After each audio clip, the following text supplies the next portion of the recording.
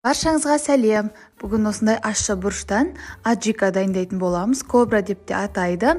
Өте ащы, қысты күні тағамдармен қосып жесеңіз керемет кетеді. Тұмауға да жақсы әсер етеді. Сондықтан жазды күні дайындап қоюға кеңес беремін. Менің арнама жазылып қоюды ұмытпаңыз. Бізге қажет заттар: қызанақ, тәтті болгар бұрышы, осындай ащы бұрыш қажет болады, сарымсақ.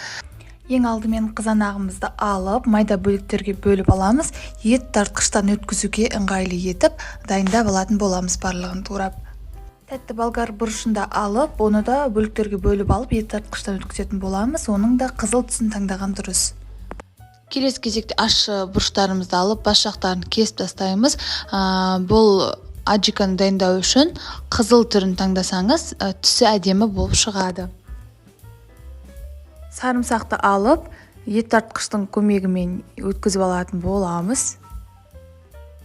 Достар, менің арнамнан қысқа сақталатын хит салаттардың рецепттерін таба аласыз. Сондықтан каналға тіркеліп алуды ұмытпаңыз.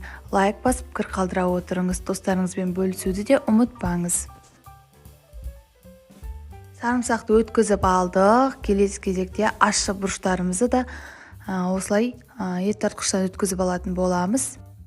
Ащы бұрышты ұстағанда перчаткамен ұстаған дұрыс, не болмаса қолмен ұстайтын болсаңыз, бұрыштарымызды да осылай ет тартқыштан өткізіп алатын боламыз. Ащы бұрышты ұстағанда перчаткамен ұстаған дұрыс, не болмаса қолмен ұстайтын болсаңыз, оны өткізіп болғаннан соң бірден қолыңызды сабындап жуып жібергеніңіз дұрыс. Өйткені ащы қолыңызбен көзіңізді ұстап қалсаңыз, көзіңізді ашытатын болады.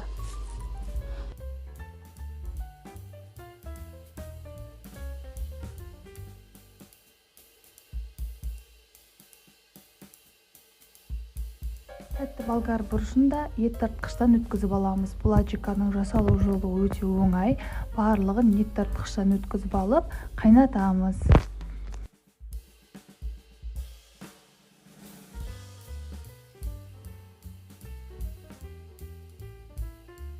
Келесі кезекте қызанағымызды да ет тартқыштың көмегімен, немесе блендер болса, блендердің көмегімен езіп аламыз.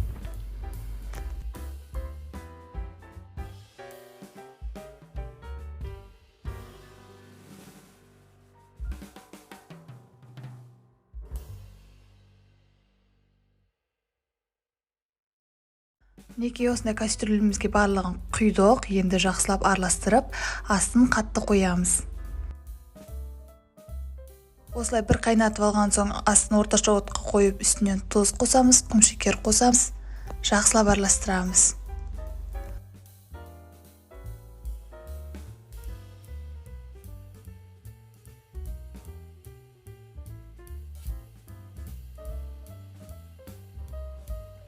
Уксус қосатын боламыз. Орташа отта 25-30 минут аралығында қайнатамыз.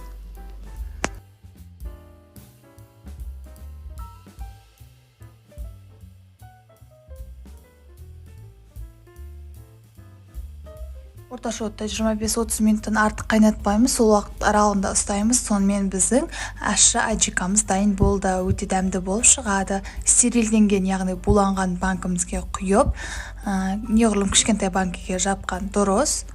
Ащы болғандықтан осылай банкасының қақпағын бұрап, қысқа сақтаймыз. Осымен біздің аджикамыз дайын. Сіз ащы жегенді ұнатасыз ба? Комментарияға бөлісе отырыңыз. Астарыңыз дәмді болсын, міндетті түрде жасап көріңіз. Сіздермен болған Мадина.